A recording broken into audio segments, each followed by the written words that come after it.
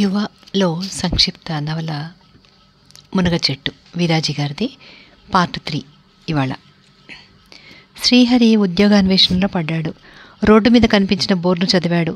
తనకెంతవరకు అక్షరం ముక్కలు జ్ఞాపకం ఉన్నాయో తెలుసుకోవడానికి. ఏబీసీడీని కూడా పూర్తిగా మర్చిపోయాడు. సినిమా బోర్డులన్నీ క్షుణ్ణంగా చదవగలిగాడు. హుటాహుటి ఓ సినిమా హాల్కు వెళ్ళాడు. నేను మేనేజర్ని చూడాలి అన్నాడు అక్కడ వాచ్మెన్ తోటి. ఎందుకు? వాచ్మెన్ ప్రశ్న. పనుంది, తిరిగొచ్చి చెప్తాగా. అదే ఆ సూట్ ఆయనే మేనేజరు అని వాచ్మెన్ చెప్పాడు. అయితే ఇదివరకు ఎక్కడ పనిచేసావు అన్నాడు మేనేజర్ మరకుర్చీలో విలాసంగా తిరుగుతూ ప్రశ్న. చేయలేదు కదండి, గేట్ కీపర్ పనిచేయడం తెలుసండి. శ్రీహరి వినయం ప్రదర్శించాడు. ఎలా చేయాలో ఎలా తెలుసు? శ్రీహరి బుర్రగొక్కున్నాడు. తెలుసు అన్నాడు చివరికి గొంతు తడి చేసుకుని. ఓహో, నీకు అనుభవం లేదు పొమ్మన్నాడు మేనేజరు. మీ దగ్గర ఉద్యోగం లేదని చెప్పరాదు? శ్రీహరి విసుక్కున్నాడు. మేనేజర్ కాలింగ్ బెల్ నొక్కాడు. శ్రీహరి దాని సంగతి గ్రహించి విసవిసా వెళ్ళిపోయాడు. ఆ మేనేజర్ను తనకు తెలిసినన్ని తిట్లు తిట్టేశాడు యువతలకొచ్చి. అంతేకాదు, వాడికి గేట్ కీపర్ ఉద్యోగం మీద మోసు ఎక్కువైంది. మరో సినిమా హాల్కి సరాసరి వెళ్ళాడు. ఆ హాల్ దగ్గర వాచ్మెన్ లేడు.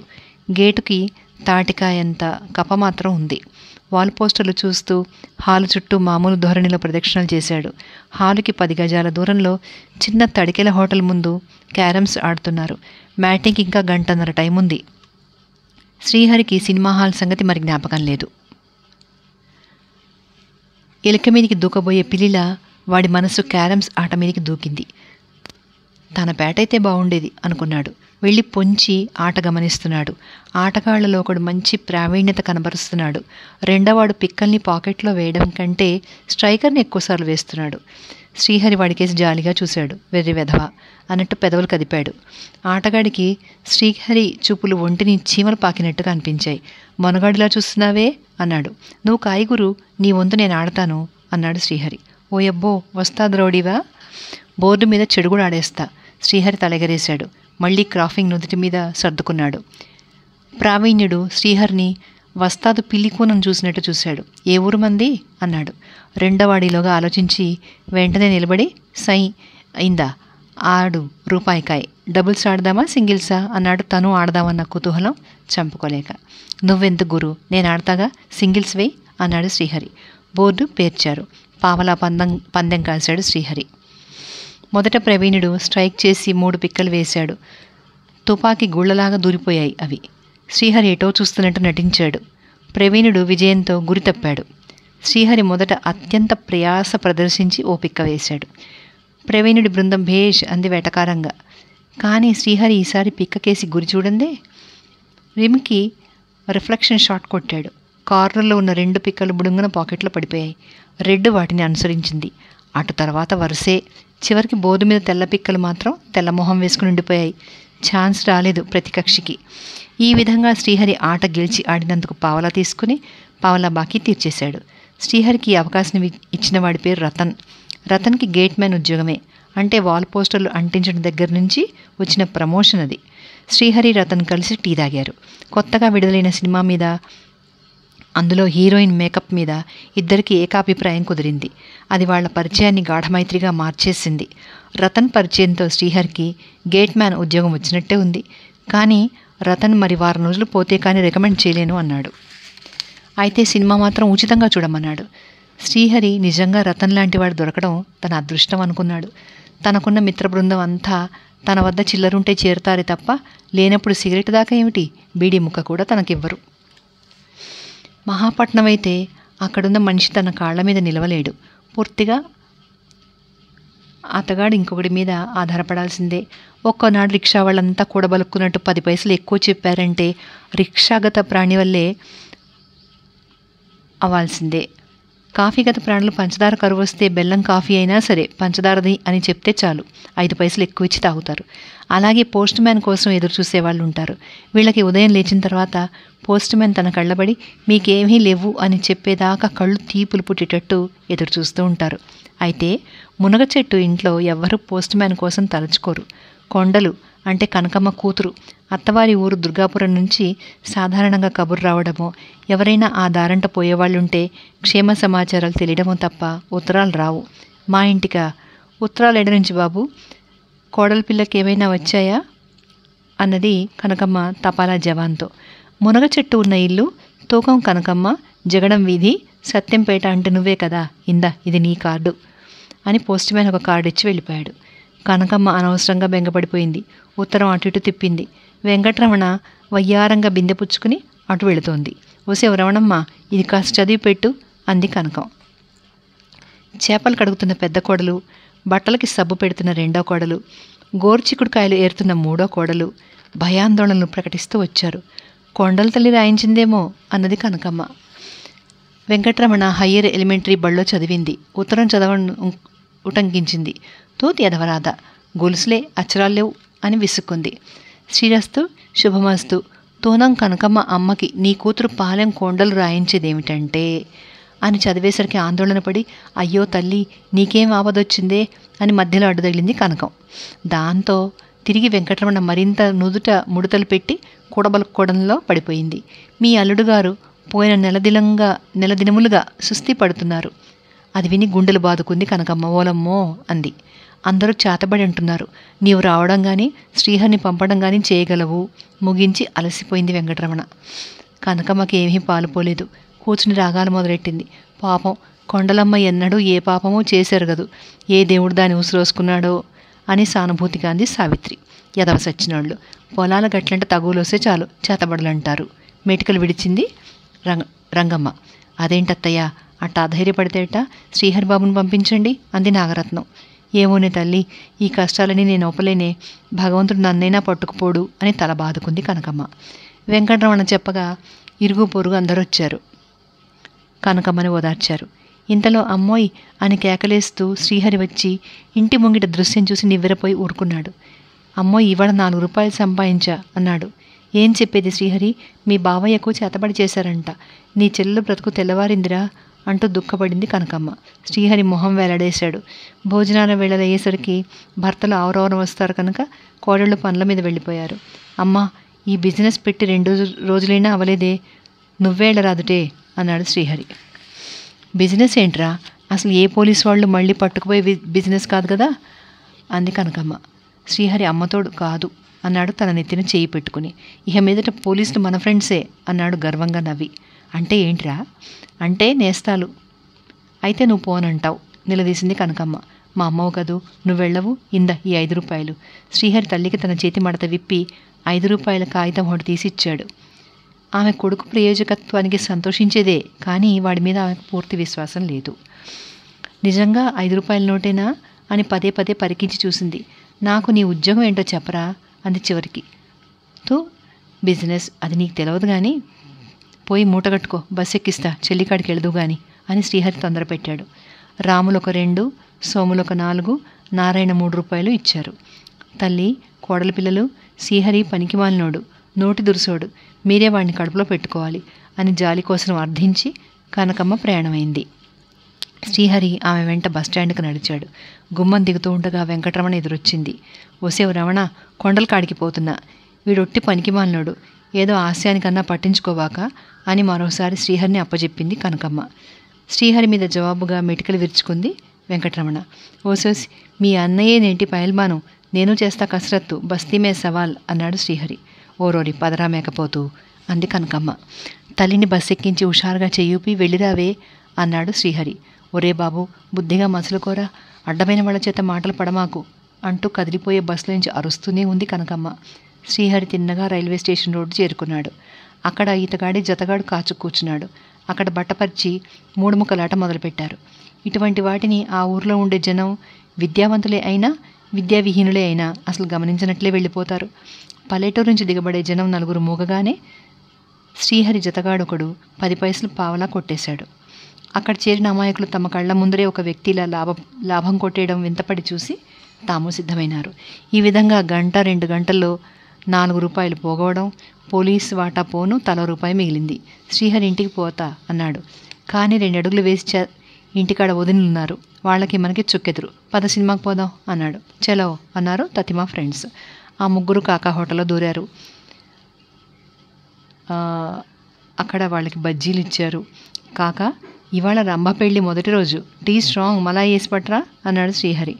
ఆ చీకటి కారే గోడల మధ్య మకిలి రాతి బల్ల మీద టీ రంగుతో కలిసిపోయే కావిరంగు గ్లాసులతో టీ తెచ్చి కాకా ఇవ్వగా ఆ ముగ్గురు అమృతంలా చప్పరిస్తూ మధ్య మధ్య కిటికీలో నుంచి చూస్తూ, గురో టికెట్లు దొరుకుతాయా, లేకపోతే చొక్కా ఇప్పుకోవాల్సిందేనా అని మాట్లాడుకుంటున్నారు. టీ చప్పరిస్తున్న శ్రీహరి అంతలో ఉలిక్కిపడ్డాడు. ఏదో ఎరచూసిన గద్దలాగా బయటికి నడిచాడు. వెంకటరమణ అన్నాడు. వెంకటరమణ సినిమాకి వెళుతోంది. పక్కనే మరో 10-12 ఏళ్ల పిల్ల ఉంది. వెంకటరమణ పట్టు పరికిణి మీద నైలాన్ ఓణి వేసుకుంది.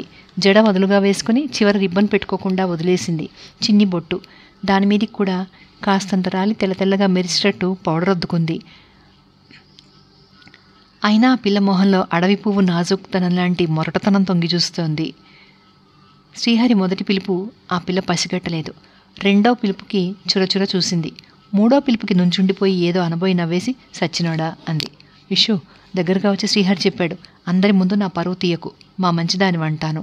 అతగాడి స్నేహితులు అచ్చం సినిమా హీరో హీరోయిన్లను చూస్తున్నట్టుగా వాళ్ళ కేసు చూస్తున్నారు. వెంకటరమణ పూర్తిగా మారిపోయింది. మెలికలు తిరిగిపోతోంది. కార్లు, లారీలు, జనం, సైకిల్ రిక్షాలు, ముఖ్యంగా ముష్టివాళ్లు కూడా కొన్ని క్షణాలు ఆ ఇద్దరిని మేల్కొల్పి ఈ బాహ్య ప్రపంచంలో పడేయలేకపోయారు. ఉలిక్కిపడ్డ శ్రీహరి, సినిమా కన్నావుగా, దిగబెడతా పదా అన్నాడు. ఎందుకులే, మేం పోగలం అన్నది. శ్రీహరి కాలరెత్తుకున్నాడు. వెంకటరమణ పక్కన నడుస్తూ ఉంటే తనకి సూటు బూటు, ఆఖరికి బోలుడు విద్య అన్నీ ఉన్నట్టు ఆనందం కలుగుతోంది. చూసేవాళ్లకైతే అవేమీ అగుపించట్లేదు. కానీ అల్లావుద్దీన్ అద్భుత దీపంలో దీపభూతం మాయతో అల్లావుద్దీన్ క్షణంలో మారినట్టు మారిపోయింది శ్రీహరి మనస్సు. మీ వాళ్ళు నిన్నివాళ ఒంటరిగా పోనిచ్చారే అడిగాడు. లేదు, తోవలో నువ్వు ఉంటావని చెప్పాను అంది రమణ. శ్రీహరికి తెలుసు అది వేళాకోళమని, అయినా నమ్మేశాడు. ఇహ ఇక్కడ అత్తగారు వెళ్ళిపోయిన తర్వాత కోడళ్ళకి ముగ్గురికి ఏదో సంబరమంత సంతోషమైంది. స్వేచ్ఛా స్వాతంత్రాలు లభించినట్లయినాయి. ఇల్లంతా విశాలమైపోయింది. ముగ్గురు కలిసి కనీసం మునగ చెట్టు చెత్త గురించైనా తలుచుకోకుండా కబుర్లు చెప్పుకున్నారు. సోములు, రాములు, నారాయణ కూడా తమ భార్యల అన్యోన్యతకి ఆశ్చర్యపడ్డారు. నారాయణ అన్నాడు, అమ్మ వెళ్ళిందే కానీ నాకేదోలా ఉంది అన్నాడు. అవును, ఒకవేళ దేవుడు చల్లగా చూడకపోతే అనుకోకూడదు కానీ అంటూ మాట అందించింది భార్య. చీ వెధవనోరు, కొండలు ఒట్టి గాబరా మనిషి, అంతేగాని ఆడికైతే మా బావ దుండుముక్క లాంటివాడు అంటూ భర్త అడ్డురాగా ఆమె అక్కడి నుంచి లేచిపోయింది. ఉదయం కనకమ్మ లేకపోవడంతో బద్ధకంగా కూసే కోడికన్నా బద్ధకంగా లేచారు ముగ్గురు కోడళ్ళు. ఆ రాత్రి శ్రీహరి రాలేదు. రాములు కసిదీరా అది పోయిందంటే వీళ్ళకి మగవాళ్ళు కూడా సచ్చారనిపించింది కావాలు, ఎవరు లేచావరే అని చుట్టకొరికి విసుక్క ఉమ్మేస్తే కానీ కోడళ్ళు లేవలేదు. ముగ్గురు ఆవలిస్తూనే బద్ధకం దాచుకుంటూనే భర్తలను పనుల మీద పంపారు. మునగ చెట్టు కనకమ్మ లేనందున తెల్లవార్లు ఏడ్చిందా అన్నట్టు మరింత ఆకురాల్చింది. పార్వతి తిట్టుకోవడం నిత్యమూ ఉన్నదే, రాజయ్య చుట్టుకుంటూ వినడం రోజు ఉన్నదే. అయినా ఆవేళ మాత్రం పార్వతి భర్తతో మాట్లాడుతూ చెత్త ఊడ్చుకోవడం సాగించింది. పొరుగింటి ముగ్గురు కోడలను వదిలేసి ఒక అత్తగారు వెళ్ళిపోవడం ఏ ఆడదాన్నైనా ఆకర్షిస్తుంది కదా. చూడండి చూడండి వీళ్ళ సంబరం, ఈ సొత్తులన్నీ ఆ ముసలిది బతికి ఉన్నంతవరకే, ఆనక ఎవరి తుంబా తుడ్డు వాడిది అవకపోతే కదా అని చేతులు తిప్పింది పార్వతి. విషు గోడకాడే ఉండి వినగలరు, పోనీలిద్దు మనకెందుకు అన్నాడు రాజయ్య వారించి. ఏమోలే, ఎవరిలా పోతే నాకే, ఈ మునగ చెట్టు గోల మాత్రం నన్ను కట్టి కుడుపుతోంది. ఈ ముదనష్ట పీడ నాకు విరగడ చేయించు చాలు. పార్వతి చీపురు భర్త మొహం మీదికి ముమ్మారు చూపించింది. అంటే దాంతో కొడతా సుమా అని కాదు, కానీ అంగవిన్యాసంలో అది రాజయ్యను తాకుతా అన్నట్లు నృత్యం చేసింది. రాజయ్య కూడా భార్య అవస్థ మీద జాలేసింది. ఉండు, మంచి రోజు చూసి దీన్ని ఓ రాత్రి కాడ నరికేస్తా అన్నాడు. ఓ అబ్బా, మొహం చూడరా అయ్యది, నరికేస్తాట నరకుడు. పార్వతి వెటకారం చేస్తూ మళ్ళీ భర్తను చూసి నవ్వేసింది. చూస్తా ఉండు అంటూ రాజయ్య మిగిలిన పొగాకును జేబులో పెట్టుకుని బయటకు నడిచాడు. నాగరత్నం పెద్ద కోడలు కనుక అత్తగారట పోగానే తనదే కనుక అజమాయిషి, మునగాకు ఊడ్చిపోయడం నామోషి అనుకుంది. పైగా సావిత్రిని పిలిచి, అమ్మాయి మనకున్న పని తినకున్నా తప్పదన్నారు. అత్త వెళ్ళిందని తల మీద పనులాడికెళ్ళి కాస్త చెత్త ఊడ్చే తల్లి, నేను పొయ్యి మీద వండడానికి ఎసరు పడేస్తా అంది. సావిత్రి మూతిలా తిప్పింది. కంచాటు చేసి తోడికోడల మీద దీని అధికారం మండింది అని మెటికలు విరుచుకుంది. రంగమ్మ ఇదే అతను అన్నట్లు గుమ్మంలో చతికిలపడి చేపలు పిలిచి బేరం సాగించింది. అక్కోయ్, నా కాడ డబ్బులెట్టి నేను 3 చేపలు కొంటున్నా, మరి మీలో ఎవరెవరికి కావాలో చూసుకోండి అని కేకేసింది. దాంతో నాగరత్నం మండిపోయింది. దాని మొగుడికి దానికి అన్నమాట. మరి తతిమా అందరికీ? ఛీ, తనకే ఉన్నాడు భర్త. మరిది డబ్బులు ఇవ్వబట్టి కదా రంగమ్మ అంత బిరుసుగా చేపలు కొని కేకేసింది. మీ బావ ఇచ్చిన రూకలేమి ఇక్కడ కుప్పపోసు కూర్చోలే తల్లి. నీ కారుంటే మరి 4 కొను, లేదా పప్పుచారే చాలే అంది అక్కసుగా. సావిత్రి నాగరత్నంతో అంది. అయితే మనకి ఇవాటి నుంచి కూరనార అంతా వేరే వ్యవహారమా? అలాగే ఉంది చూస్తూ ఉంటే అంది బియ్యం కొలుస్తూ. అది పోయే, సుఖపడతాం. ఎవరికి ఉండా వాళ్ళకు ఉంటే కానీ ఈ పూట కూరనే కొంట. బావరాగానే డబ్బులు ఇచ్చే మాట అయితే నేను చేపలు కొంటా అంది రంగమ్మ. అలాగేలే, లేకపోతే మీ ఆయన అర్జునేం బళ్ళతో పారుతుందా ఇక్కడ అంది సావిత్రి. పోన్లే అమ్మ, మీ ఆయనే లక్షాధికారి. ఎక్కసక్యమైన దులిపేసింది సావిత్రిని రంగమ్మ. ఆ పూట 3 కొడుకులు వచ్చేసరికి వంట అవ్వలేదు. భార్యలు దుమదుమలాడుతున్నారు. అమ్మ ఉంటే ఇట్టగా ఏది కాదు అన్నాడు సోములు. వీళ్ళకి సంసారాలేం తెలుసు, సినిమా టక్కులు తప్ప అన్నాడు నారాయణ. ఇంతకీ ఈ పూట పనులు దక్కేనా మనకి? రాములు అనుమానంగా ఆకాశం కేసి చూసుకున్నాడు. కనకన మండుతున్నాడు సూర్యుడు. అది చూసేసరికి కోపం జ్ఞాపకం వచ్చినట్లు 3 అన్నదమ్ములు భార్యలను తిట్టి తల్లిని తలుచుకొని 4 మెతుకులు కతికి బయటపడ్డారు. శ్రీహరి ఆ పూట భోజనానికి రాను లేదు, ఎవరో అతగాడు వచ్చాడా అని ఆలోచించడం లేదు. కానీ వెంకటరమణ మాత్రం కాలుగాలిన పిల్లిలా ముమ్మారు ఆ ఇంటి చుట్టూ తిరుగుతోంది. అసలు శ్రీహరి భోజనం చేశాడా అన్న బెంగ కనకమ్మ తనకు ఇచ్చేసి వెళ్ళింది అని ఆ పిల్ల ఉద్దేశం. తెల్లవారింది. మునగాకు రాలింది. అయితే మునగ చెట్టు చిగురించపోతోంది. నారాయణ తన భార్యని పిలిచి, ఇందా కూరకి డబ్బులు అంటూ 40 పైసలు చేత పెట్టాడు. రాములు తన భార్యని పిలిచి ₹1 చేత పెట్టాడు. అయితే సోములు ఇద్దరికన్నా ముందే బయటికి పోవడం చేత నాగరత్నం చేతిలో కూరకి డబ్బులెట్టేవాళ్లే లేకపోయారు. నాగరత్నానికి తల తిరిగినట్లయింది. దుఃఖం ఉడుకుమొత్తనం కలిసి వచ్చాయి. గబిక్కున చాటా చీపురు పుచ్చుకొని ఆ కసినంతా మునగాకు మీద మునగ చెట్టు మీద చూపించింది. దీని జిమ్మడ, దీని చెర్లో తొక్క, ముదనష్టపు సంత, పాడు చెట్టు, అత్తపీడ వదులుతుంది, ఆడబిడ్డ పీడ వదులుతుంది, కానీ దీని సిగదరగా దీని ఆకురాలుడు మాత్రం మానదు అని ఆమె చీపురుతో బరికిన జోరుకి నేల పెచ్చులుడింది. అది చూసి మిగిలిన 2 కోడళ్ళు ఒకరినొకరు చూసుకుని ముసిముసి నవ్వులు నవ్వుకున్నారు. అది ఎంత గమనించరాదు అని అనుకున్నా నాగరత్నం మనసు ఉండబట్టక మండిపోయింది. గబగబా తన గదిలోకి పోయి పెట్టె తెరిచి 7 మడతలకి దిగువనున్న డబ్బీ తీసి అందులోంచి 1 పావలా తీసి యువతలకి వచ్చి వెంకటరమణ అని ఎదుటి గుమ్మం కేసి కేకేసింది. వెంకటరమణ యువతలకు వచ్చింది. మాకు ఈ పూటకి ఏదైనా కూర తెచ్చి పెడదు తల్లి అంది. రమణ వచ్చి, దానికేం భాగ్యం, తెస్తాలే. పాపం మా అమ్మ ఉంటే బజార్కి వెళ్ళడం వండడం అన్నీ చూసేది కదా అంది ఇంట్లో తొంగి తొంగి చూస్తూ. మా అమ్మ లేకపోతే చచ్చిపోతామనే. నేను వెళ్తాలే బజార్కి, పద. మా అప్పకి మా మీద ఇవాళ కోపంగా ఉందిలే అంది సావిత్రి అమాంతం వెంకటరమణ చేతిలో పావలా తీసుకుని. పద, కలిసిపోదాం. మీ అన్న పహల్వాన్గా గుడ్డులేందే ముద్ద దిగదుగా, పద. నాగరత్నం మాట్లాడలేదు. బజార్ తవ్వలో వెంకటరమణ అడిగింది, మీ మరిది రాలేదల్లే ఉందే అని. ఏడసచ్చాడో, తల్లి వెనకాలే వెళ్ళిపోయాడో ఏమో అంది సావిత్రి. లేదులే, మా అమ్మతో వెళ్ళలేదు అని నోరు జారినట్టుగా అని సర్దుకుంది వెంకటరమణ. అంతేకాదు, మార్కెట్ మొదట్లో కిళ్ళీ కొట్టు ముందు క్యారమ్స్ బోర్డు దగ్గర కూర్చున్న శ్రీహరిని పసిగట్టేసింది. మొదట కేకేద్దాం అన్నంత ఉబలాట పడింది. పిదప సావిత్రితో చెప్దామనుకుంది. కానీ ఆ కొట్టుని 10 గజాలకు అవతల సైకిల్ షాపులో తన అన్న పహల్వాన్ ఉండడం చూసి గప్చిప్గా ఊరుకుంది.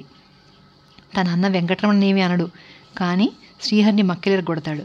పసిపిల్ల దానికేటరుక, అది పిలిస్తే వస్తావుట్రా అని మరీ కలిపడతాడు. కానీ మరి 2 క్షణాల్లో సావిత్రి కూడా చూసింది మరిదిని. చూడనట్టు నటిద్దామనుకుంది. ఎందుకైనా మంచిదని కొంగు మెడ చుట్టూ లాక్కుని, ఎంతైనా శ్రీహరి నేస్తాలు, శ్రీహరి తన గురించి గౌరవంగా మాట్లాడుకోవాలి అనే కాంక్ష ఉంది ఆవిడలో. శ్రీహరి ఆట గెలిచి కాసుకోండ్రా అంటూ లేచాడు. ఇటు తిరిగి రోడ్డు మీదుగా వెళ్ళిపోతున్న వదిన గారిని వెంకటరమణని చూశాడు. వదినవు, బజార్కు వచ్చావా అంటూ వచ్చేశాడు. మరే, మరిది గారికి షైర్లు ఎక్కువైపోయాయి, కూటికైనా తిరిగెక్కడుంది అంది. ఇదో ₹100, మంచి మేక మాంసం కొని ఉండు, ఈ పూటకొస్తా. అన్నయ్య లేటన్నారే అని ఆదుర్దాగా హడావిడిగా అడిగి ఆ వ్యవధిలోనే వెంకటరమణ వైపు చూసి వస్తాక మధ్యాహ్న పేళ్ళకి అని చెరచెరా వెళ్ళిపోయాడు. ఆట బాగా ఆడతాడు అంది వెంకటరమణ రహస్యం చెప్పినట్టుగా సావిత్రితో. ఏమో, ఇట్లాంటి వాళ్ళే ఓనాడు బాగుపడి మేడలు కడతారు అంది సావిత్రి. మరిది తన చేత ఉంచిన రూపాయి చెల్లేదో చెల్లదో అన్నట్టు పరీక్షగా చూస్తోంది. వెంకటరమణకి శ్రీహరి మేడలు కడతాడు అంటే సంతోషంతో ఒళ్ళు పులకరించింది. ఇక్కడితో ఈ వీడియో ఆపేద్దామండి. మిగిలిన భాగం మళ్ళీ నెక్స్ట్ వీడియోలో చూద్దాం.